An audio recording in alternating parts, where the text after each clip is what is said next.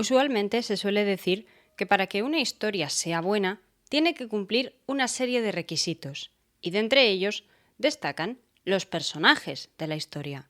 Concretamente dos, el protagonista y el antagonista. El protagonista, por una parte, tiene la responsabilidad de sobreponerse a los problemas que le vayan surgiendo durante la aventura o durante la acción de la trama. Tiene que ser una persona capaz de terminar mejor que como empezó. Yo soy consciente de que esto depende mucho de la historia, que luego hay géneros que le han dado la vuelta, pero es el camino del héroe tradicional. Aquel que desarrolla unas capacidades físicas, mentales, emocionales, para ser capaz de vencer a su villano, vencer a su antagonista y a menudo enfrentarse contra sí mismo con la única finalidad de sacrificarse por otros. Sacrificarse es el mayor reto que puede tener todo héroe tradicional. ¿Y por quién te sacrificas? Te sacrificas por tu amor, te sacrificas por tu familia, te sacrificas por tu patria. En algunas religiones hasta te sacrificas por toda la humanidad. Esto depende ya de la historia, pero básicamente esos serían los elementos de todo héroe. Y por contra, un villano, un buen villano, a menudo un personaje mucho más complicado de crear, tiene que ser alguien que por una parte quiera que el protagonista no cumpla de alguna manera con sus objetivos, pero las motivaciones pueden ser diferentes. La complicación de crear un buen antagonista radica en la idea de tener que crear a alguien creíble. No puede ser demasiado malvado porque suena artificial. No puede ser demasiado blando porque puede llegar a sonar que el protagonista no tiene que hacer ningún trabajo. No puedes poner a alguien con más misericordia o con más valores que el protagonista, porque entonces corremos el riesgo de que la audiencia, el lector, entable empatía hacia el antagonista. Pues bien, hoy vamos a conocer a uno de los principales antagonistas del siglo XVI, uno de los antagonistas para los españoles. Sin más dilación, os voy a presentar a Suleimán o Solimán el Magnífico, también conocido como Kanuni por los turcos, que significa el legislador. Un hombre que para los suyos fue considerado como un héroe y el sultán más grande, más exitoso, mientras que para los europeos es considerado un hombre de muchas caras. Os invito, si no, a preguntar a los franceses y a los españoles a ver qué opinión tiene cada uno sobre esta figura. Pero ahora sí, vamos a comenzar.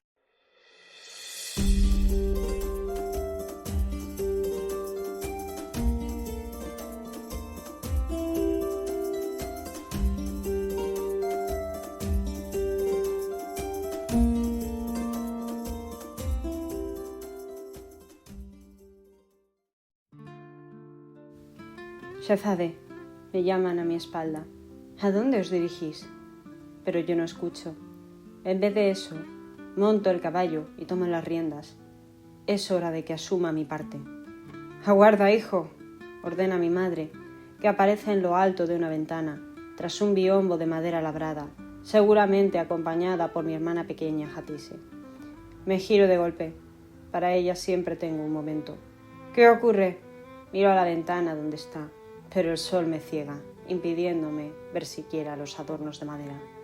A quien sí veo es a Ibrahim venir hacia mí, saliendo de los establos, montando en un caballo de menor rango que el mío, pero igualmente majestuoso. Viene con sus mejores ropas de montar y va armado. Lleva la hoja atada al cinto. «No, Ibrahim», ordenó, «esto debo hacerlo yo». Pero él no obedece.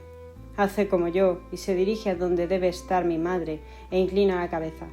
Es entonces cuando la escuchamos hablar. «Tienes mi bendición, hijo. Ten cuidado». Eso debería ser la clásica advertencia de una madre, pero los negros ojos de Ibrahim me indican que nada más lejos de la realidad. Me estaba advirtiendo a la vez que animando. «Voy a acompañaros, señor», dice Ibrahim, decidido. «Soy vuestro sirviente y esclavo». Niego con la cabeza. Es mi hermano, pero eso, tanto en esta tierra como en esta familia, es peligroso, más incluso que ser el rey de un territorio extranjero.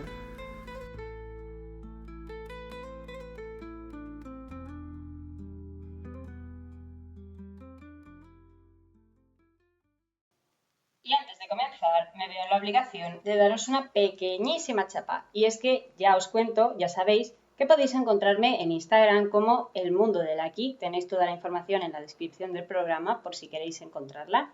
Y desde allí me podéis enviar vuestras peticiones, vuestras recomendaciones, qué programas queréis que haga, qué temas queréis que investigue. Podéis transmitírmelo todo.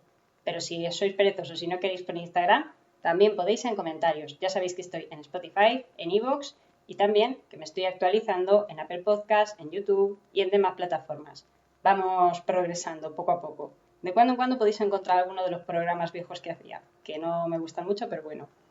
Y además de eso, quería compartir con vosotros que ya ha salido mi nueva novela, Las Sombras de Praga, con Ediciones Antonella, una novela para los amantes de los viajes en el tiempo, de la fantasía, de la magia, del siglo XIX, la Revolución Industrial y sobre todo para los amantes de la historia del este de Europa. Tanto si os gusta la historia del Imperio Austriaco como si os gusta la de Transilvania, la de Timisoara con el Banato, la de Venecia y todas las leyendas de seres oscuros y sangrientos que hay por allí, esta historia es para vosotros y a mí me haríais un grandísimo favor. Tenéis también toda la información abajo, todos los links, lo podéis pedir en Amazon o lo podéis encargar en vuestra librería y os llegará sin ningún problema. Solo tenéis que pedirlo y se os dará en formato digital o en formato físico. Y ahora sí que sí, me callo y vamos a seguir. Antes de nada, debo confirmaros que sí, definitivamente hoy tenemos un micro nuevo que aísla el sonido ambiente o que pretende aislarlo y que va a intentar que mi voz suene un poquito mejor de lo que ya sonaba antes. A ver qué os parece y si os gusta cómo queda. Yo espero que bien porque, bueno, ya sabéis que estas cosas llevan un coste de aprender a manejarlo. Aparte de eso, vamos a comenzar del todo, ¿no? Bienvenidos una vez más a Relatos de la Historia. Yo soy Marta, vuestra locutora de confianza, y en esta ocasión, debido al éxito que tuvo el programa sobre Hurrem Sultán, pues hoy he querido traeros a su marido, el personaje de Suleimán el Magnífico o Suleimán Kanuni, como ya os he dicho. Un personaje de los más importantes, pero que sin embargo para este lado del continente europeo es bastante desconocido, aunque ya os adelanto que hubo una telenovela turca hace unos años que se empeñó en narrar su vida de una forma un tanto fantasiosa y con unos trajes de época muy bonitos, que ayudó a que su figura fuese un poco más conocida en otras zonas del mundo, como puede ser Sudamérica, sin ir más lejos. Pero ahora seamos sinceros. El personaje de Suleimán, en esta serie en concreto, que podéis encontrar en internet como Magnificent Century o como El Siglo Magnífico o en turco Multeşem Yüzyıl, tiene elementos fantasiosos y, si me lo permitís, sin querer meterme demasiado en lo que es la vida de su esposa Hurrem, de la cual ya tenéis el programa y que os voy a dejar aquí recomendado, voy a dedicar los próximos minutos a hablaros sobre sus guerras, sus gestas y sus campañas militares. Pero no os vayáis, por favor, porque os prometo que os va a resultar interesante o por lo menos didáctico. Vamos a intentar darle un punto épico sin perder de vista lo que a mí me gusta mucho hacer para vosotros, porque creo que es importante, que es conocer el contexto. Pero como en este caso Hurrem ya nos permitió tener un contexto bastante amplio de lo que era el sector otomano a nivel administrativo, organizativo, más referido a la esclavitud, pues hoy vamos a conocer más bien las dinámicas entre el Imperio Otomano y sus enemigos, que sí eran los príncipes cristianos, principalmente los húngaros, principalmente los del Imperio, el Sacro Imperio, y también, por supuesto, los españoles, pero hay otro enemigo bastante más importante tal vez que no se suele mencionar en los libros de historia de esta parte del mundo, y no es otro que la Persia safávida, que siempre ocupa un punto, un lugar un poco de segundo plano, pero que sin embargo dio una de las mayores guerras que se ha vivido en el Imperio Otomano. Pero antes, pues quiero que vayamos por partes. Vamos a comenzar por conocer a nuestro protagonista, Suleimán, también conocido como Solimán, hijo del sultán Selim I y de una de las esposas de este, la gran madre Ayşe Hafsa Sultán. Aunque lo de gran madre, vamos a quedarnos con que Ayşe fue la primera mujer en llevar el título sultán en su apellido o en la forma en la que los demás se referían a ella. Está debatido sobre si la madre de Suleimán era una mujer de origen esclavo, como podrían haber sido Hurrem o como fue también Maidebran, la otra esposa de Suleimán, o si, en cambio, Aise era una princesa de la dinastía Giray, que, para que me entendáis, eran la dinastía de origen mogol, otra vez volvemos a Gengis Khan, que quedaba gobernando en Crimea, el Kanato o Janato, dependiendo de cómo lo pronunciéis, de Crimea en estos tiempos. Uno de los estados que, si bien mantenía su independencia, no dejaba de ser un vasallo y el principal socio del Imperio Otomano en la zona. Pero sea como sea, la cuestión es que Suleimán nació en el año 1494 en la ciudad de Trebisonda, también conocida como Trabzon. Es una ciudad que está ubicada a orillas del Mar Negro, un lugar precioso ubicado entre montañas. Si lo buscáis podéis encontrar tanto la influencia bizantina, representada en algunas de sus iglesias, como, por supuesto, la influencia otomana. Pero también es una ciudad de cierta polémica, más que nada porque quedaba muy cerca de la frontera, de la que en aquel momento era la frontera, con la Persia safávida. Persia, por supuesto, es lo que a día de hoy conocemos como Irán, a grandes rasgos, pero realmente en aquel momento lo que era la frontera del Imperio Otomano y el Imperio Safávida ocupaba muchos países que, sin embargo, existen a día de hoy, entre ellos Irak, entre ellos Siria, entre ellos Azerbaiyán y, además, tenían muy cerca de ellos la frontera con otro estado importante de la época, el sultanato mameluco de Egipto, que ni de lejos era del tamaño que es Egipto a día de hoy, pues también ocupaba lo que se consideraría Tierra Santa, ocuparía ciertas zonas de Siria, ocuparía cierta rama del Hiyaz, una zona, digamos, costera de la península arábiga, que llegaría a tener bajo su dominio no solo a la ciudad santa del Cairo, sino también a la ciudad santa de la Meca, con su jerife incluido. Por supuesto, un país bastante importante en aquel momento. Esta es la situación cuando Suleimán nace en Trebisonda, lejos del ruido. En ese momento su padre, Selim, todavía no es el sultán. En este momento es un príncipe al que su propio padre, el abuelo de Suleimán, Bayezid II, del que os hablé brevemente hace un tiempecito cuando os hablé de Hurrem, había nombrado como gobernador de Trebisonda. En cuanto a la administración territorial se refiere, Trebisonda no es necesario entenderla como una de las principales ciudades del imperio. De hecho, había sido unida, incorporada a la administración otomana hacía relativamente pocos años. Digo relativamente porque llegó a pertenecer en la década de 1470, después de la conquista de Fatih Mehmed, que sería, pues a ver, si Selim I era el padre de Suleimán, si Bayezid II era su abuelo, pues su bisabuelo, para que nos entendamos. Lo había incorporado al imperio. Trebisonda había llegado a ser capital, eso sí, de un sanjakato. Un sanjakato era una administración, una unidad territorial en la que se dividía el imperio otomano durante el siglo XVI y también desde el siglo XIV. Era durante un tiempo el nivel de administración de primer orden, pero con el tiempo pasaría a ser de segundo orden, aunque eso no es lo que nos interesa ahora.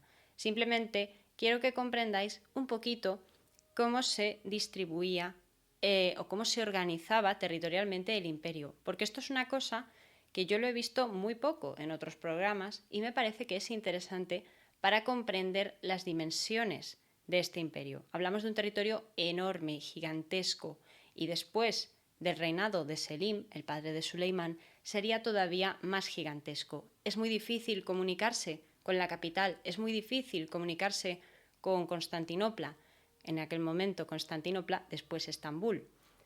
Pero, ante todo, es un territorio que, fuera de engaños, a pesar de estar dividido en administraciones territoriales, Sanjakato, Eyalato, Baliato, me da un poco igual ahora mismo, todos estaban sumisos o estaban subyugados a la voluntad del sultán. Ya en aquel momento el sultanato otomano era poderoso, ya tenía un nivel respetable por haber acabado con el imperio bizantino y también entre todos los reinos que habían quedado después de aquel imperio romano fallido, se había quedado entre otros el reino o imperio de Trebisonda, que también había sido finalmente conquistado y por eso ahora Trebisonda estaba en manos otomanas.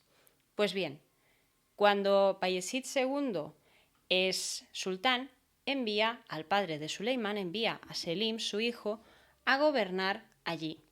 ¿Qué ocurre? Que Trebisonda es un lugar muy cercano, como ya he dicho antes, a la frontera con los persas, lo cual lleva a problemas. ¿Por qué? Muy sencillo de explicar. Los otomanos son de mayoría suní, una variante del Islam, de la religión musulmana, mientras que los persas, gobernados por el Shah, eran de mayoría chiita. Se van a convertir estas dos potencias con el tiempo en los representantes de dos variantes de la misma religión enfrentadas. Parecido en cierta manera, podríamos llegar a decir, a la rivalidad entre católicos y protestantes, que además está por la misma época. Sin embargo, esto viene desde mucho antes, viene casi desde los orígenes de la religión musulmana en torno al siglo VI, siglo VII después de Cristo. Y todo esto os lo cuento porque ya desde que Suleimán es pequeño va a ver a su padre haciendo distintas cosas. La primera, pelearse contra sus hermanos y parientes por saber quién sería el heredero a la muerte del sultán Bayezid. Y por otra parte, lo había visto guerreando contra los persas safávidas porque estos, para fastidiar un poquito, se dedicaban a apoyar a posibles rebeliones o posibles alborotadores que fuesen partidarios, en cierta manera, de la religión chiita o que, utilizando la excusa de la religión, quisieran mantener una cierta independencia del imperio o incluso también, es que todo esto es muy variado, ser ellos mismos quienes trepasen hasta el poder que ocupaba el hijo del sultán. Y Selim llegó a ser tan salvaje en sus represalias, en su forma de aplacar las rebeliones, las distintas rebeliones que se iban dando, que terminaría por recibir el sobrenombre de El Cruel. Todas las naciones tienen un rey, un soberano, al que conocen como el malvado, el cruel, el duro, el sangriento, depende. Pero, en este caso, en el caso de los otomanos, ese es el lugar que la historia le ha dejado al padre de Suleimán. Pero, por supuesto, Selim tardaría unos cuantos años todavía en llegar a gobernar y tendría que llegar a matar a su hermano y a su sobrino y a otros tantos para poder quedarse con el imperio. Finalmente lo conseguiría. Su momento de gloria llegaría después del año 1509. En ese año, Constantinopla sufrió un terremoto que dejó la ciudad básicamente destrozada y que ayudó a que su padre no pudiese impedir las disputas y la guerra que se había terminado formando entre los dos hermanos candidatos al trono, Selim y Ahmed. Selim era un hombre muchísimo más religioso y mucho más respetuoso de la idea suní que caracterizaba a la familia. De hecho, Selim, con el tiempo, llegaría a cumplir ciertas aspiraciones a nivel religioso aparejadas con sus ambiciones militares. Pero por otra parte, Ahmed había buscado refugio y apoyo entre los malditos vecinos, entre la Persia safávida, que concretamente en aquel momento estaba siendo gobernada por el Shah Ismail y que vio la ocasión de guerra entre ambos candidatos como una posibilidad de debilitar a su enemigo. Y de lejos parecía dar la imagen de que Ahmed era ciertamente más maleable que Selim. Por tanto, apoyaron. Pero el problema estuvo en que cuando Ahmed marchó con un ejército hacia Constantinopla, si queréis mirarlo en un mapa, la distancia es enorme entre la frontera y Constantinopla, Bayezid, viendo peligrar su propio imperio y a su propia vida, terminó pidiendo ayuda a su hijo Selim, quien, pues, obviamente, corrió a defender a su padre. De paso así se ganaba el favor paterno, que en aquellos tiempos no tenían los sultanes con sus hijos una relación tan familiar como la que tendríamos ahora. cualquier familia me refiero, y de paso también se ganaba el apoyo del ejército otomano, de los genízaros, ese cuerpo de élite formado por niños de origen cristiano en su mayoría, que poco a poco, iría escalando desde ser la infantería hasta convertirse en la guardia personal, la guardia de élite del sultán y ser uno de los sectores más poderosos del mundo, otomano, por supuesto. Al final, en aquella batalla, en aquella guerra civil, venció Selim. Su hermano cayó y él quedó como único posible candidato al trono. En este tiempo, Suleimán ya era un jovencito que estaba aprendiendo de su padre en el campo militar y al que pronto llegarían a convertir en gobernador de Manisa. Pero antes de eso, hubo que asistir al desenlace del reinado de Bayezid II y el inicio del reinado de su padre Selim. Y es que Selim terminó por desterrar básicamente a su padre o invitarle amablemente a que abandonara la ciudad para así ponerse él mismo como sultán. Selim ya había demostrado que tenía el apoyo de todos y que era el digno sucesor.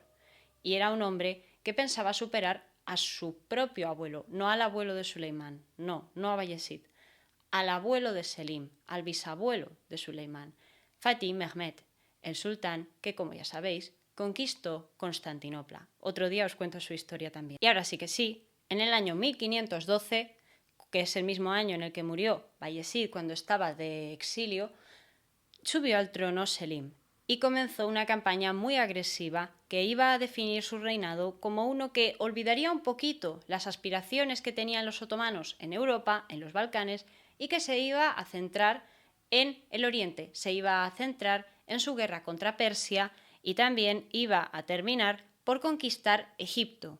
Al principio simplemente acercándose a ciertos territorios de la frontera que estaban un poquito en tierra de nadie entre los egipcios, entre los otomanos, entre los persas y que mantenían cierta autonomía como reyes, como príncipes, podríamos llamarlo. Pues Selim lo que hizo fue aliarse con ellos en cierta manera, incluso casándose con la hija de uno de ellos y, de paso, tomándola como concubina y, de paso, aprovechando, ganándose la confianza poco a poco de las huestes que obedecían en aquel momento al sultán mameluco del momento. La conclusión de todo esto, para que vayamos rapidito, Selim conquistó Egipto y llegó a convencer al califa de que le convirtiese a él mismo en califa. Los egipcios, los mamelucos egipcios, habían mantenido a un califa de la dinastía abasí. Los abasíes de Bagdad habían sido una familia muy importante durante la Edad Medieval islámica y habían demostrado tener bastante dominio de la política. De hecho, ya os digo, uno de ellos había sobrevivido a la extinción de la familia, realmente, viviendo en Egipto. Pues bien, con la conquista de este territorio, de este sultanato, que ya os digo era muchísimo más grande que el Egipto actual, no solo se expandía el Imperio Otomano hasta África del Norte, hasta casi Marruecos, sino que, además, eran ahora reconocidos como los califas sunís. Hablamos de que estaban siendo reconocidos como los principales dirigentes de esa rama de la religión musulmana. Estaban siendo la cara del Islam suní. Y ahora sí que sí, se podían enfrentar cara a cara contra los persas, quienes representaban todo lo contrario. Los persas no tienen un califa realmente, tienen un ayatolá. Y eso también afecta a la figura del Shah. Pero eso es otra historia. Lo que cuenta ahora es que Selim, cuando conquista Egipto, se queda con uno de sus grandes puertos, el puerto de Alejandría, que en aquel momento contribuiría muy bien junto con otros puertos que que hoy llegarían hasta Ormuz. Tengamos en cuenta que el estrecho de Ormuz está entre la costa oriental de la península arábiga y lo que a día de hoy es Irán también, imaginad el tamaño del imperio de Selim. Contribuiría todo esto a generar unos astilleros muy fuertes que construirían barcos de todo tipo, construirían una primera flota otomana fuerte. Este imperio siempre se había manejado por tierra hasta este momento y llegarían a dominar parte del Mediterráneo oriental. Pero ya os digo, La zona oriental tenía sus propias fuerzas, pero en la zona occidental, tenían a Egipto, tenían a Alejandría, que siempre a nivel histórico iba a tener una importancia muy estratégica. Por extensión, tendrían también mucha influencia en lo que sería el resto del norte de África. Y eso sí que es importante para nuestra historia. Sí que es importante porque habría un rey español al que molestarían muchísimo, Carlos V de Alemania y I de España. Y ahora que ya os he puesto todo esto, sí que vamos a conocer 100 de 100 la historia de la edad adulta, la vida adulta de Suleimán, que para este momento ya ha crecido. Durante el reinado de su padre se ocupó de gobernar Manisa y se convertiría en un joven que no tenía competencia. Realmente, quitando una vez fuera de peligro después de la muerte de su tío y de su sobrino, que habían muerto en parte por la reclamación de la ley de fratricidio, de la que ya os hablé también en el episodio de Hurrem, pero que básicamente consiste en que para sucederse entre ellos, los sultanes mataban a sus hermanos, de forma más o menos regular, con cierta regularidad.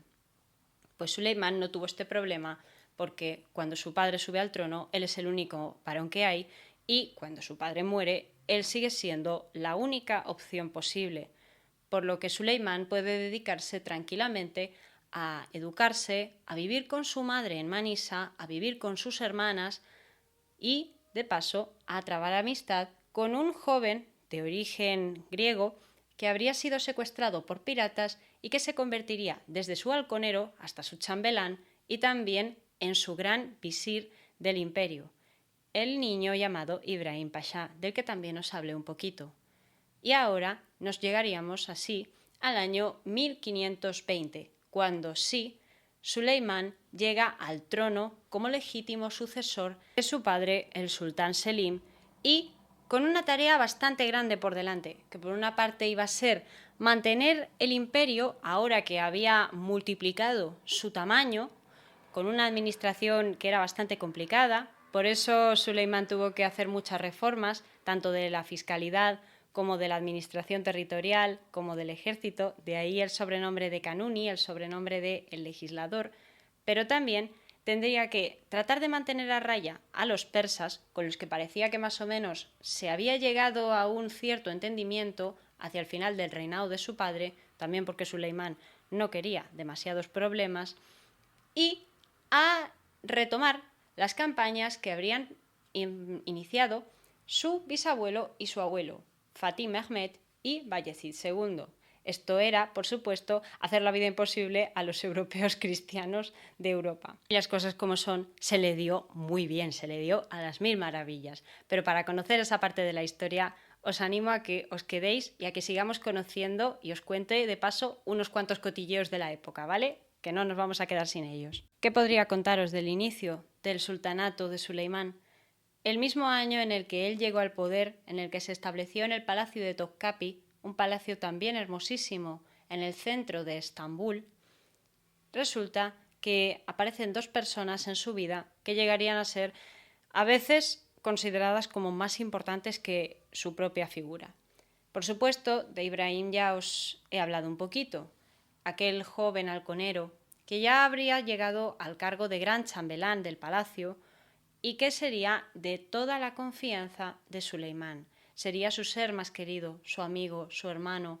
Suleimán desde muy joven era muy aficionado a la poesía y le dedicaría todo tipo de relatos, todo tipo de poemas donde hablaría de la importancia de la amistad, de la importancia de la hermandad, él que no había tenido hermanos, y una familia donde el sentimiento de hermanos no siempre era bienvenido o no siempre estaba permitido. Las complicaciones de pertenecer a la dinastía de Osmán.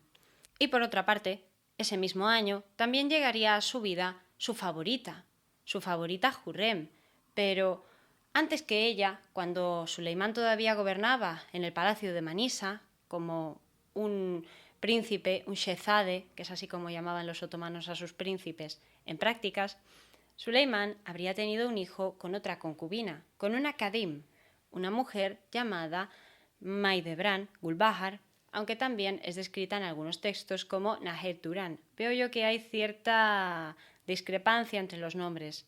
Esto se debe a que principalmente la vida de las mujeres del harén es descrita hacia los occidentales por parte de embajadores, principalmente venecianos, que eran los que más relación tenían con ellos en esta época, y por eso a veces puede llegar a ser confuso y difícil de entender o de explicar cuáles serán las peculiaridades de la vida de estas mujeres. Pero la cuestión es que, sea como sea, Suleimán mantiene relaciones con esta tal Maidebran y tiene un hijo con ella, llamado Mustafa.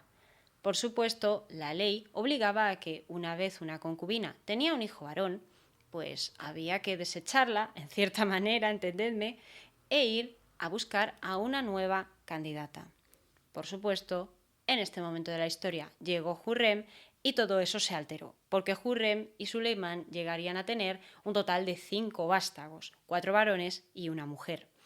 Pero por ahora, en el momento del ascenso al trono de Suleimán, lo que cuenta es que tiene un hijo varón, lo cual, en cierta manera, si ya el niño llegaba a superar los primeros años de vida, garantizaba la sucesión, no hacía falta complicarse mucho más, y por otra parte, era un joven vigoroso, descrito como que para los europeos... Voy a seros directa. Los europeos esperaban un sultán enclenque. Su padre había sido un verdadero salvaje. Había sido un hombre que no se detenía ante nada, que quería la guerra, amaba la guerra. Selim era un militar y un hombre de religión muy estricto con sus propias prácticas. Y Suleimán, por contra, se presentaba como un príncipe mucho más joven. Su padre había ascendido al trono con 40 y pico años. Suleimán era un muchachito realmente. Y cuando sube al trono, pues demuestra tener cierto interés, cierto gusto por el arte, por los palacios, por la buena comida. Escribe poemas. Es un muchacho que nada tiene que ver con su padre y que, a ojos de los europeos, de los príncipes cristianos, se vio como una posibilidad de salir ganando. El problema fue que ni mucho más lejos. Nada de eso. Suleimán, desde el minuto 1, quiere regresar a pelear contra Europa y demostraría al final que podía hacerlo, podía echar un pulso a los europeos. En aquel momento Europa estaba muy dividida, estaba muy metida en sus propias broncas, pero aún así comenzaba a unirse en la figura de un joven muchacho, Carlos V de Alemania, primero de España, que ya en el año 1515 más o menos había sido declarado como rey de romanos y había sido reconocido como emperador, elegido como emperador.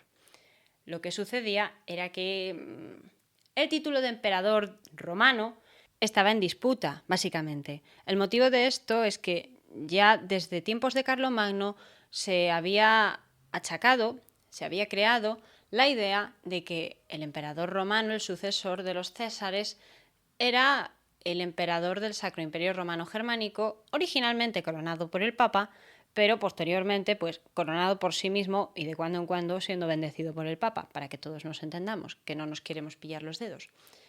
Pero, por otra parte, hasta finales del siglo XV había habido otro imperio en el Oriente, bastante tocho, que era el Imperio Bizantino, la parte oriental del antiguo Imperio Romano. Obviamente, mientras que existiese el Imperio Bizantino, siempre iban a tener más peso a la hora de describirse como los sucesores de los emperadores romanos, como los verdaderos romanos. Lo que ocurre es que cuando cae el Imperio Bizantino, cae en manos de los turcos, por lo que, aunque no tuviesen mucho que ver históricamente hablando con los romanos, los turcos eran una etnia que procedía del Asia Central, no tenía nada que ver con el antiguo Imperio Romano, van a intentar reclamar el título de emperador, el reconocimiento como descendientes del Imperio Romano. Básicamente, la Edad Media y parte de la era moderna europeas pueden entenderse como una pelea por ver quién hereda el legado del Imperio Romano, ver quién hereda todo ese prestigio. Y realmente era bastante particular porque ya desde el año 800, cuando Carlomagno se hace coronar emperador, más o menos, es como que el Papa le da el prestigio y sí, lo corona emperador. Y ya hay una primera disputa porque el Imperio Romano de Oriente, que es como se hacían llamar a sí mismos los emperadores romanos de Oriente, no bizantino. Bizantino es una palabra que de hecho les achacan más tarde los germánicos para un poco quitarles ese halo de Imperio Romano. Más o menos tienen una pelea discretita, bueno, de discretita nada, fue una pelea bastante grande. Pero digamos que la disputa estaba entre dos pueblos europeos que, al menos en parte, habían sido romanos. Pero cuando llegan los otomanos, que son una vertiente, son una etnia que procede del Asia Central y que no tiene nada que ver ni con Europa, ni con la antigua Roma, ni con nada, por el simple hecho de tener Constantinopla y de tener la totalidad del antiguo Imperio Bizantino, dicen que ellos ocupan ahora su lugar y que por tanto pues también tienen derecho a ser considerados como los herederos del Imperio Romano. Y esto es una idea que Suleimán tuvo clara desde el principio y por eso no reconoció nunca a Carlos como emperador, o por lo menos dio bastante guerra al principio. Y así es como empezaron sus campañas. Primero, retomando los intentos que había hecho su abuelo Bayezid de conquistar Belgrado, la ciudad blanca, una ciudad a orillas del Danubio que estaba muy mal protegida realmente, pero que Suleimán iba a ser capaz de tomar con ayuda de sus pashás, sus ministros, las personas que formaban el diván del sultán. El diván era el órgano de gobierno otomano que incluía a los más cercanos al sultán, sus pashás de más confianza, pero sería un poquito error describirlos como nobles al estilo europeo, porque no, los otomanos tenían mucho más mentalizada esa idea de que los nobles o la gente que ocupaba cargos administrativos o políticos estaban sometidos a la autoridad del sultán. El sultán lo manejaba todo, mucho más desde que Selim había conseguido ser nombrado califa y por tanto Suleimán, su hijo, también era un califa desde el momento en el que se sentó en el trono imperial.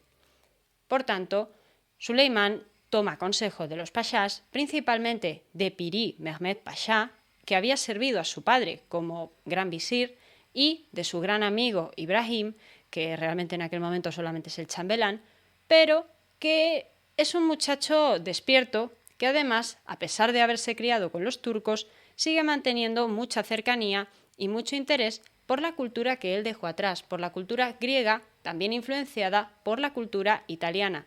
Tengamos en cuenta que en la zona del Egeo, en aquella época, la República de Venecia, República Marítima de Venecia, tenía una influencia muy fuerte y muchísimos negocios.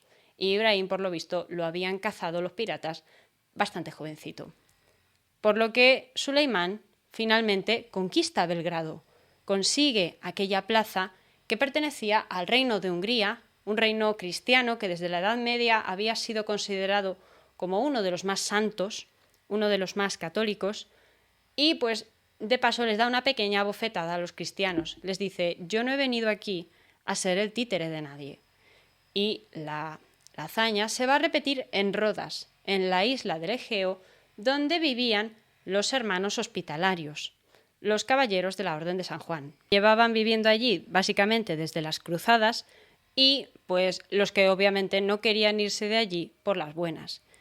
A Suleimán le costó un poquito, pero consiguió echarles de allí y despojarlos de sus posesiones. Para los otomanos era importante tener Rodas porque desde la conquista de Egipto, digamos que para tener controlado del todo la zona del Mediterráneo oriental, Rodas era un puerto que se había utilizado desde el momento de las cruzadas para atosigar, para hacer las labores de piratas contra los musulmanes. Si querían un área de influencia mediterránea tranquilita, necesitaban tener Rodas bajo control. Pero los caballeros del hospital, caballeros, pero que se habían dedicado en ciertos momentos de la historia a hacer este papel de corsarios contra los musulmanes, repetirán sus mismas actividades cuando el rey español, nuestro famoso Carlos V, lo voy a llamar Carlos V para que todos nos entendamos, les entrega la isla de Malta para que se refugien en ella y para que la conviertan en su nuevo hogar. A partir de entonces, los caballeros hospitalarios serían conocidos como los caballeros de la Orden de Malta, una orden que hoy en día aún sigue vigente. Y es que no sé vosotros, pero a mí las órdenes de caballería nunca dejarán de sorprenderme. Pero en cualquier caso, Suleimán ya se había conseguido colocar como un sultán capaz de dar a su gente lo que ellos esperaban de él. Por una parte, victorias, por otra parte, botines. Los genízaros lo agradecían enormemente y se mantenían muy tranquilos con estas mercedes que les daba el nuevo sultán. Siempre esperaban tener parte de su botín, llevaban una vida bastante recluida y, además, había conseguido darse a sí mismo un poquito de gloria, de esa gloria que había tocado su padre contra los orientales. Pero ¿qué ocurre cuando, después de las grandes batallas, vienen unos momentos, unos tiempos de mayor paz? Pues que la gente se impacienta y comienzan a saltar revueltas, que además se ven amplificadas porque durante largo tiempo, unos cuantos meses, el sultán ha estado lejos de casa. Y si ha estado fuera, significa que, aunque hubiese ahí un diván gobernando en su nombre, era más fácil rebelarse. En Egipto comenzó a haber problemas. El gobernador del territorio, el llamado Beylerbey, se había rebelado y se había decretado, o se había intentado autodenominar como sultán o por lo menos como independiente del imperio, que todo este tipo de títulos pueden llevar a confusión. La idea es que incluso había mandado acuñar moneda con su efigie, cosa que era totalmente imperdonable, era algo muy arrogante. Y Suleimán, cuando se entera de esto, va a enviar a Ibrahim a que se ocupe de solucionar el problema. Ibrahim ya investido como uno de los hombres de mayor confianza del sultán y su nuevo gran visir. Por lo que Ibrahim, además, cuando llega al Cairo y encuentra que la mayor parte de la gente, la mayor parte de importantes, de notables, vuelven a querer regresar al redil otomano y abandonar al rebelde, pues Ibrahim va a descubrir que es querido en el territorio y va a descubrir que es relativamente fácil de gobernar en el sentido de que los egipcios tampoco tenían mucha voluntad real de rebelarse. Aún así, los mamelucos, que habían sido conquistados, seguían manteniendo sus áreas de influencia, seguían manteniendo sus tierras, seguían manteniendo a sus esclavos. Paradójico porque los mamelucos eran de origen esclavo, pero eso es otra historia. Seguían manteniendo su posición dentro de la sociedad a la que habían pasado a formar parte. Por lo que, por una parte, va a haber Ibrahim, con el beneplácito de Suleimán, va a tener una doble labor. Por una parte, va a desposeer a los que no son fieles o los que no son leales de todo lo que tienen, y por otra parte, va a recompensar a los que sí lo son. Esta revuelta de Egipto salió bastante mal para los rebeldes y bastante bien para los otomanos, para el partido de Suleimán. Y este, pues pudo al poco tiempo, o a mitad de tiempo, volver a retomar una campaña que llevaba tiempo queriendo ocupar. Os explico. La conquista de Belgrado había permitido a los otomanos cruzar al otro lado del Danubio, cosa que nunca antes había sucedido. O había sucedido, pero por tiempos intermitentes. Es decir, no se habían llegado a asentar de forma definitiva, como tal, al otro lado del Danubio nunca. Y ahora tocaba el siguiente paso. El rey de Hungría, Luis, era un muchacho jovencito, novato, que además estaba casado con María, una hermana de Carlos V, que por cierto a día de hoy está enterrada en el Escorial, en España, y era un muchacho bastante vulnerable. Estos reyes jovencitos, al igual que Suleimán. Pero Suleimán llevaba muchos años ya de gobernador en Manisa. Suleimán había visto a su padre pelear y de hecho él había peleado junto a él, por lo que era un sultán bastante más experimentado. Y ahora, además, tenía a Ibrahim, ese hombre carismático y capaz que se enfrentaba a quien hacía falta. Por lo que esta nueva campaña, que se enfrentó en la llanura de Moax contra las huestes del rey de Hungría en el año 1525-1526, salió muy bien para los otomanos y muy, muy mal para los húngaros. Os explicaré que es en esta ocasión, en esta batalla, se cuenta que por iniciativa de Ibrahim, se van a conducir una serie de barcos por el Danubio a través del Mar Negro hasta Hungría. ¿Cuál era la idea de esto? Básicamente transportar armamento pesado que no pudiera ser transportado fácilmente por tierra. De ese modo, por una parte, el ejército de Suleimán podría atravesar todo el territorio que distaba desde Hungría hasta Constantinopla, asediando ciudades, sometiendo territorios. Miento, no desde Constantinopla, porque ya tenían la mayor parte de los Balcanes. Pues desde los Balcanes y desde Constantinopla hasta Hungría, atacando a todo lo que se moviera, básicamente. Y la batalla de Moax no es que fuese demoledora para los cristianos, es que destrozó completamente la moral y el prestigio del reino de Hungría. En Moax falleció el rey Luis II de Hungría, junto con la mayor parte de sus notables, menos uno, Juan de Zapolia, que se quedó en Transilvania, de donde era voivoda, donde él gobernaba, sin haber podido unirse a las huestes del rey, aunque también cabe señalar que Juan sería uno de los grandes beneficiados con esta batalla, ya que los otomanos, a las órdenes de Suleimán, continuarían avanzando hasta Buda, la capital de Hungría. A día de hoy, Budapest está conformada por 3 ciudades, Buda y Pest. Pues Buda era la principal en el siglo XVI y era la capital del reino, la capital histórica. Cuando los otomanos la conquistan, después de haberla sometido a un sitio, a un acecho básicamente, bastante grande, los cristianos se ven obligados a básicamente salir por patas de la ciudad y refugiarse en territorio cristiano. Muchos de ellos se irán a refugiar a Viena, donde ahora mismo estaba gobernando o estaba comenzando a gobernar Fernando I de Habsburgo, el hermano del emperador Carlos V y nuevo esposo de la hermana del fallecido rey de Hungría, Luis II. Esta mujer, Ana Jagellón, de Hungría y Bohemia, era la mujer que guardaba en sí los derechos sucesorios sobre el reino de Hungría, al no estar su hermano, por lo que Fernando va a intentar reclamar el reino, pero la reclamación va a caer en saco roto. Los otomanos argumentarán la guerra, el asesinato básicamente del rey húngaro, afirmando que éste se había negado a pagar los impuestos de vasallaje que habían exigido los otomanos por tratados de paz de anteriores guerras que habían tenido entre ellos. Como se habían negado a pagar, y además Suleimán argumentó que habían tratado muy mal a su embajador, ellos decidieron intervenir. De alguna manera, la argumentación de los otomanos decía que se estaban defendiendo de los cristianos.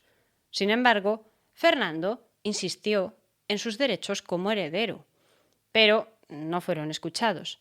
Hungría sería rescatada brevemente durante el reinado de Suleimán, pero al poquito tiempo volvería a caer de nuevo en manos otomanas y se mantendría así hasta bastante avanzado la era moderna, hasta bastante avanzada.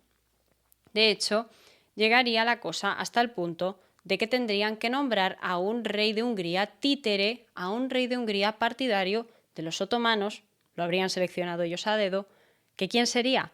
Pues el voivoda transilvano que no llegó a unirse al rey húngaro durante la batalla de Moax, Juan de Zapolia.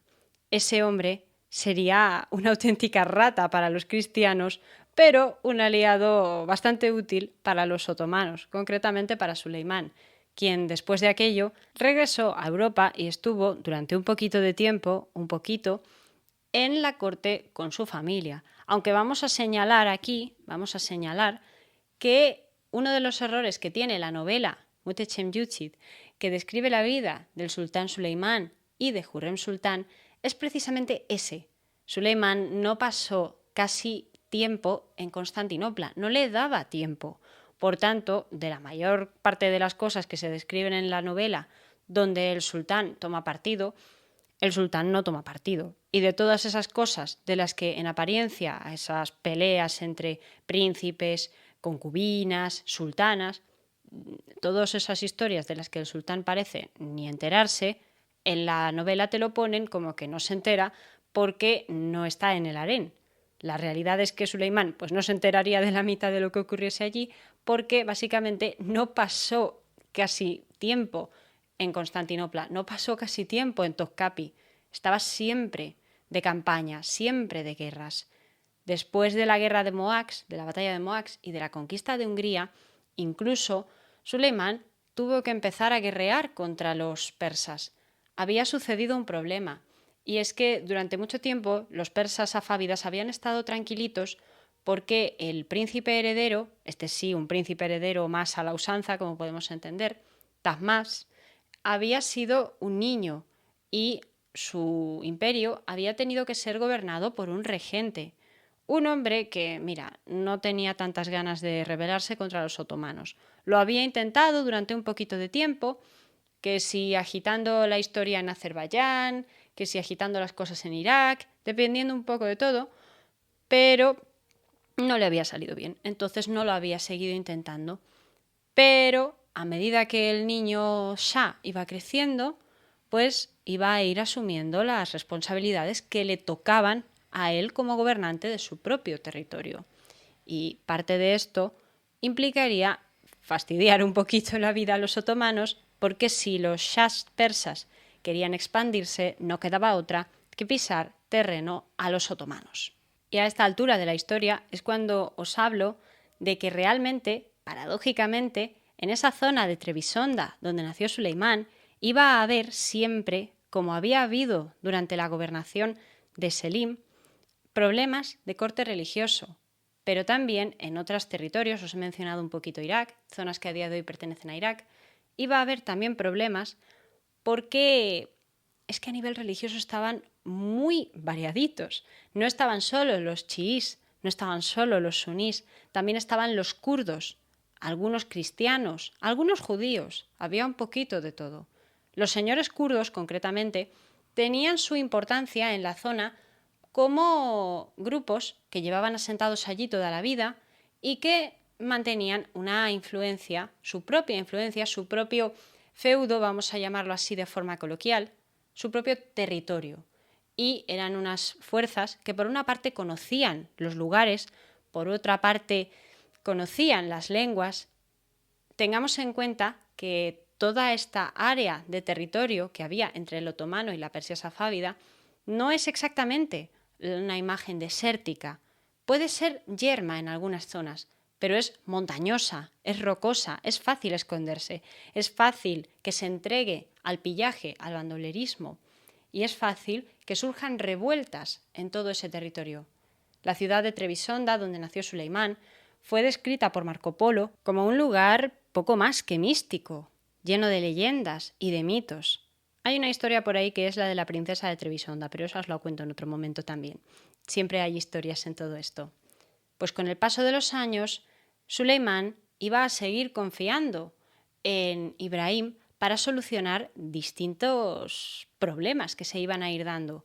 Su confianza en Ibrahim iba a llegar hasta el punto de casarle con su hermana Hatise y con la entrega, aparte de tierras, de otros títulos como el de Sherasker. Son títulos que todos ellos iban a darle a Ibrahim un aire casi intocable. Era el gran visir, era el general, era el amigo, era el consejero, lo era todo para Suleimán. Lo único que no podía ser Ibrahim era la esposa del sultán. Ese papel, finalmente, y en contra de los deseos de Ibrahim, se lo terminó quedando Hurrem, con quien Suleimán terminaría casándose ante los ojos de Alá, cosa que no gustó nada en el imperio y muchísimo menos a Ibrahim. Pero Ibrahim siguió con sus labores en el terreno militar y en el terreno diplomático. En cierta ocasión, el dirigente, el gobernante de Azerbaiyán, ¿ubicáis Azerbaiyán al sur del Cáucaso? Pues allí estaba ese territorio a nivel histórico, que en aquel momento es un poco fronterizo, a día de hoy es de mayoría cristiana, y en aquel momento estaba variadito también como ahora. Pues el dirigente, el gobernante, en determinado momento de la historia, se presentará ante Ibrahim y le presentará sus respetos, su intención de no separarse del Imperio Otomano o no juntarse con los safávidas, siempre y cuando se respetaran ciertas normas. La cuestión estaba en que Ibrahim básicamente le dijo que no. Y pronto los safávidas van a animarse a intentar conquistar territorios como la fronteriza Van o van a atacar a la mismísima Trebisonda. Con lo cual, los otomanos entrarán en batalla y comenzará una larga campaña de guerras conocidas como la Primera Guerra, bueno, no la primera ni de broma, no, miento totalmente, como una bellaca, como una de las guerras otomano-safávidas que se darían entre 1532 y 1555. En un principio, Ibrahim iba a ser importante, pero Ibrahim terminó falleciendo, terminó siendo asesinado en el año 1536 por orden del mismísimo Suleimán. Ya os conté, os adelanté, cuando os hablé de Hurrem, que hay unas cuantas leyendas que aseguran que era ella la principal autora intelectual de esta ejecución, que ella le comió el coco a Suleimán para que lo condenara. Pero la realidad es que el pasha había hecho muchos enemigos a lo largo de su vida. Las grandes élites otomanas, que estaban muy sometidas al sultán, pero principalmente militares, no veían con buenos ojos a Ibrahim, que no había hecho el camino tradicional, no había sido un genízaro, no había sido un militar. Él había sido un sirviente que había llegado a más y que paradójicamente iba a ser recordado como uno de los grandes militares de la historia otomana, pero eso va por otros lares. También Ibrahim había cometido el error de insultar al sultán, cuentan las leyendas, intentando tener otra esposa, cosa que no habría sentado bien, ya que rechazar o humillar así a la hermana de un sultán tenía sus problemitas. Aparte de eso, Ibrahim siempre había mantenido mucha cercanía con sus raíces latinas. Se rumoreaba que seguía siendo cristiano, se rumoreaba que tenía la casa, el palacio, lleno de figuras de corte romano, de corte griego y de libros occidentales, cosa que per se no era ningún delito, pero ya no gustaba porque era un contraste bastante grande con el arte otomano. Si os interesa el tema del arte otomano y este debate entre otomanos y occidentales en el arte, hay un libro que fue Premio Nobel de Literatura llamado Me llamo Rojo, del escritor turco Orhan Pamuk, que básicamente habla de un asesinato motivado por estas cuestiones. La herejía que suponía para los otomanos el arte cristiano del Renacimiento por considerarse demasiado ególatra e insultante, ya que buscaban plasmar la realidad tal y como la veían. Los pintores del Renacimiento llegan a intentar imitar a la realidad, sus cuadros a veces parecen fotografías, mientras que los otomanos consideraban que el arte debía ser algo pictórico, menuda palabra soltado, debía ser algo que no buscara imitar a la realidad, sino tener una función más didáctica, una función más explicativa y pues de decoración. Tengamos en cuenta un poco el tema de los musulmanes y el arte, que tienen prohibido, entre otras cosas, representar la cara, la imagen del profeta Mahoma. Yo no estoy segura aquí, no soy experta, de si estos son elementos que afectan a la concepción del arte. Si hay algún historiador del arte entre vosotros, me encantaría saberlo. Pero, oye, son curiosidades que al fin se entrecruzan. Y en la historia de Ibrahim parece ser que tuvieron cierto peso en concreto. Por lo que Ibrahim es asesinado en marzo de 1536, mientras que dormía. Fue ejecutado por el método tradicional que mandaba que estaba prohibido asesinar derramando sangre, por lo que fue estrangulado, ahorcado, con un cordón de seda y su cuerpo expuesto en un territorio reservado en el palacio para los traidores. Suleimán jamás superó la muerte de su amigo, jamás lo hizo. Y lo que es peor, la muerte de Ibrahim fue de las primeras que augurarían muchas más muertes, sobre todo entre sus herederos, que a medida que iban creciendo, pues iban peleándose entre ellos y llegando a tener unas rivalidades que desencadenarían nuevas guerras y que serían aprovechadas por los extranjeros. Pero sorprendentemente, no tanto por los cristianos, como cabría esperar, sino por los safávidas. No es correcto matar con dolor. No es correcto acabar con una vida derramando sangre. Pero, ¿qué le voy a hacer? Llega un punto en el que uno se acostumbra a ver tantas cosas que una muerte más, una muerte menos, de un ser querido más, de un ser querido menos, no va ni a ablandarme ni a sorprenderme. «Padre», insiste Mustafa, «por favor, debéis escucharme». No, no voy a escuchar más. No puedo escuchar más. El verdugo es quien tiene que ocuparse de esto, y así se lo hago saber. Pido a 2 genízaros, los 2 que le sujetan, que lo amordacen. No me apetece escuchar este espectáculo. ¡Padre, no!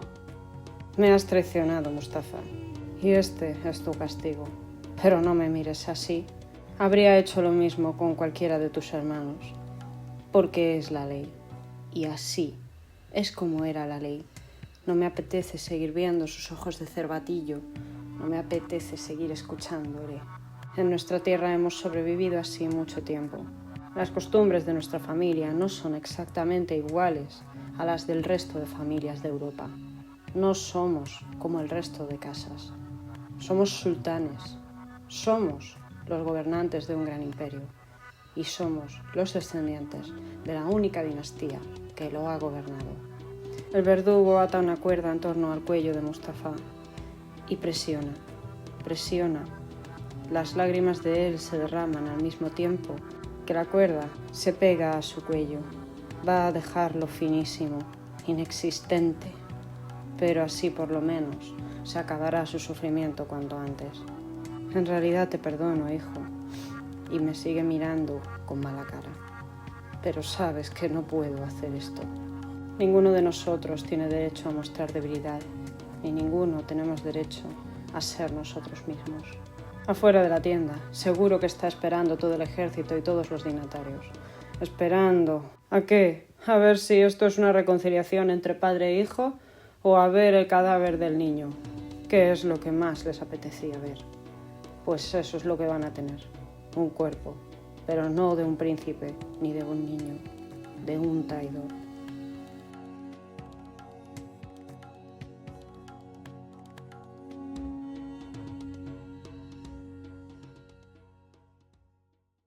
La muerte de Ibrahim causó ampollas también, pero las ampollas se causaron en Suleimán, que se quedó para siempre marcado por aquella pena, por aquella pérdida que él mismo había ocasionado. Se cuenta que no consiguió recuperarse jamás. Sus poemas se volvieron tristes. Había dedicado en su juventud poemas bastante bellos a Hurrem, a su otra esposa Maidebran, a su familia y a Ibrahim como amigo, pero ahora los haría como de duelo, básicamente. Serían poemas tristes que hablarían de la pérdida, de la traición, de la amistad. Tal vez nuestro sultán se arrepentiría de la decisión que tomó. Es complicado de señalar, pero antes de que se arrepintiera, cometió más barbaridades. Pero antes de eso, quiero comentaros una cosa, y es que desapareció Ibrahim, pero no su legado. Ibrahim había promocionado a muchas personas en la corte del sultán. Uno de ellos, el famoso Barbarroja, un pirata otomano que se habría dedicado a causar estragos en el Mediterráneo occidental, el territorio que Suleimán no controlaba tan de cerca, aunque también habría fastidiado bastante a ciudades venecianas, pero eso es otra cosa. Incluso Barbarroja habría llegado a asediar territorios de las Islas Baleares actuales. Pero Barbarroja, sobre todo, había sido un hombre elevado a la dignidad de un honorable dentro del imperio, sin dejar de ser un pirata, un tirano, un hombre que atacaba, que era sanguinario y que se enfrentó a los españoles como nadie, causando terror y causando que Barbarroja entrase a formar parte del imaginario español. De hecho, pocos de nosotros realmente sabemos que Barbarroja era un pirata que servía a Suleimán, pero casi todos tenemos la imagen de Barbarroja o el nombre de Barbarroja como un nombre muy apropiado para pirata, y sin embargo no sabemos de dónde procede. Pues bien, Barbarroja había tenido un papel importante tanto como pirata en el occidente como también en la ayuda a mantener el control otomano sobre el norte de África. Territorios como Argelia, que a ratos habían sido independientes, de hecho los argelinos en cierto momento piden socorro al emperador Carlos para que les ayude contra los otomanos. Barbarroja iba a participar mucho de la pacificación y el control de todo este territorio, porque era importante para la integridad del imperio. No en vano, ya nos acercábamos a la frontera occidental con Egipto. Pero después de Barbarroja llegaría otro hombre que venía un poco de su parte y a quien Ibrahim en cierto momento también habría conocido y habría echado un cable. Este hombre se le conoce como Dragut, otro pirata que, siguiendo los pasos de Barbarroja, digno sucesor de Barbarroja, se llegaría a enfrentar con el genovés Andrea Doria, servidor de los cristianos, de los españoles concretamente, y llegaría a causar un verdadero caos entre las costas del Levante español. Como en mi ciudad, en Valencia, allí habría bastante movimiento durante la época final del siglo XVI y parte del siglo XVII. Pero, de nuevo, eso es otra historia. Esto es en cuanto a la influencia que deja Ibrahim una vez desaparece de este mundo, aunque su influencia se notó en muchos otros ámbitos. Pero este es el que más nos atañe a nosotros, a los españoles, ya que, pues, sé que habrá gente seguramente de otros países, pero al final, pues, oye, yo soy de aquí y me parece curioso mencionar cómo las decisiones que se toman en una parte del mundo afectan a la zona donde vivimos nosotros, o a la zona donde vivo yo, y, por supuesto, si me decís de dónde sois vosotros, me encantaría contar de dónde venís vosotros, pero eso ya es otra decisión aparte. En este caso, lo que sucede a partir de la muerte de Ibrahim es la caída de Suleimán, no como sultán, pero sí como persona que iría poco a poco sumergiéndose en la oscuridad. Su favorita Hurrem se había salido con la suya, y aún más cuando llegó a colocar en el puesto de gran visir a su cuñado, Rostem, un hombre que se había casado con la hija de Suleimán y de Hurrem, Mihrimah. Este personaje también aparece en la telenovela, pero tiene una visión, una imagen un poquito más desagradable de lo que parece ser fue en la vida real. Con todo, también pronto aparecería en la política de Suleimán, siendo un poco más positivos, una figura en forma del embajador de Rumelia, territorio europeo, zona más cercana a la Hungría otomana, llamado Mehmed Sokoyu, un hombre que, para los que hayáis visto el programa sobre Lepanto, pues sabréis que fue el gran visir que estaba al mando cuando se dio la batalla de Lepanto.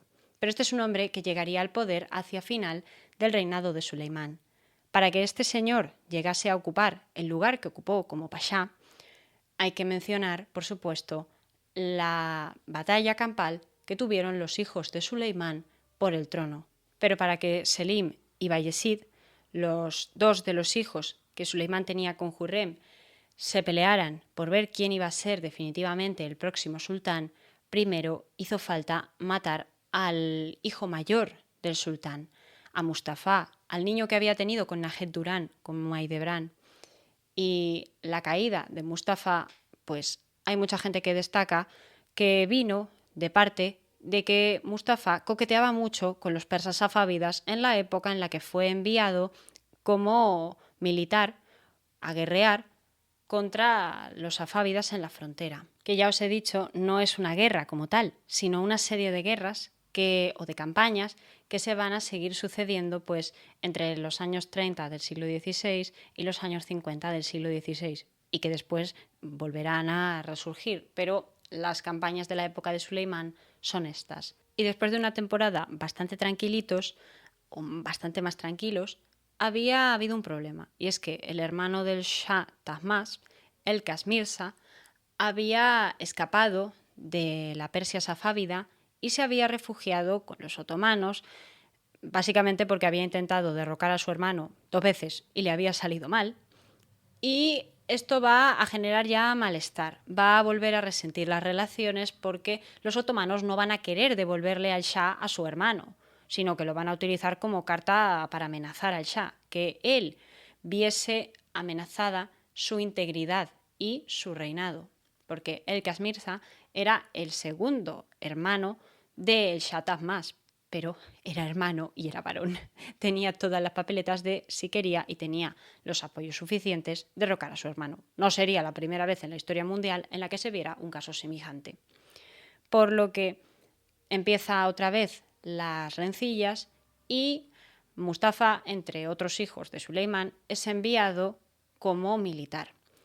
Pero Suleimán también viajará en determinado momento.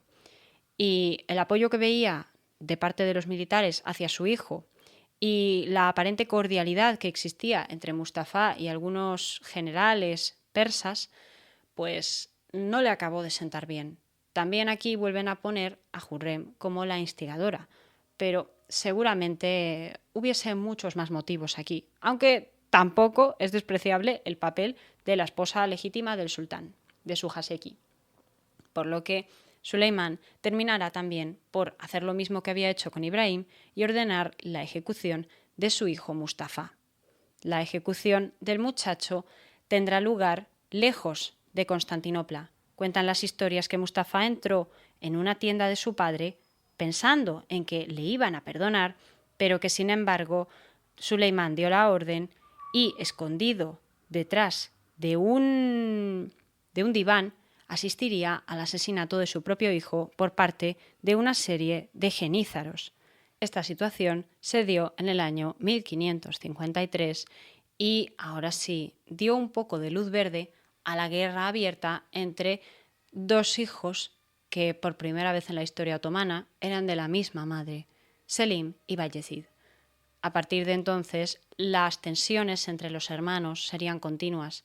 Los intentos de la madre por poner orden, pero también hay quien señala defender a Selim frente a Bayezid, no ayudaron a calmar la tensión, por lo que al final Bayezid va a decidir escaparse hasta la Persia safávida, va a hacer como había hecho el Kasmirza antes.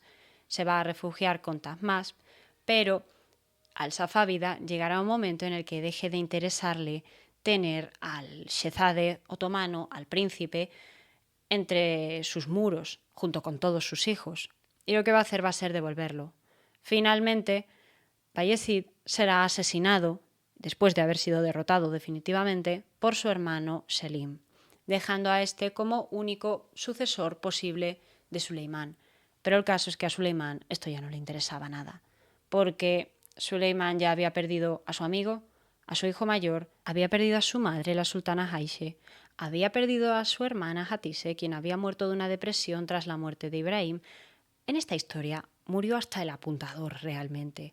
Es una historia que se presta mucho a las telenovelas y no me extraña que decidiesen hacer una telenovela sobre ella. Pero también había muerto Hurrem, su gran amor, aquella por la que tanto sacrificó. Y la historia nos dice que cuando ganó Selim, tampoco es que le demostrase demasiado afecto. Selim tenía mala fama, bebía mucho, se daba mucho a la vida buena, no había desarrollado el talento militar de su padre, tampoco había desarrollado la capacidad de sobreponerse y de utilizar la religión que había tenido su abuelo Selim I. Tampoco tenía la capacidad de negociar con los europeos como la tenía Suleimán, ni como la había tenido Ibrahim, ya que Ibrahim, en su demostración de la destreza diplomática, había conseguido incluso pactar con los franceses, con Francisco I de Francia, del cual también tenéis un programa, la tregua entre otomanos y franceses para enfrentarse a los españoles. Selim no tenía nada de eso, pero sí que tenía al último gran visir de su padre, Mehmed Sokoyu, un hombre que no era Ibrahim, pero por lo menos tenía la capacidad, la experiencia y, ante todo, la habilidad política para sobrevivir. Había demostrado tener un buen papel como gobernador de Rumelia, por lo que estaba, digamos, acreditado por diversos sucesos. De hecho, había aguantado los intentos continuos de Fernando, el hermano del emperador Carlos V, de saltarse los tratados que marcaban las divisiones del territorio de Hungría entre otomanos y entre austriacos, y se había dedicado a intentar hostigarles.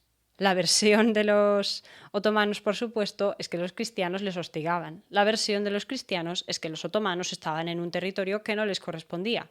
Pero sea como sea, parece ser que Carlos finalmente decidió pasar un poquito de su hermano Fernando y dedicarse a sus propios problemas con los otomanos, principalmente en el Mediterráneo, que es lo que les interesaba a los nobles que tenía en tierras españolas, que al fin y al cabo era el lugar donde tenía viviendo a su mujer y a sus hijos.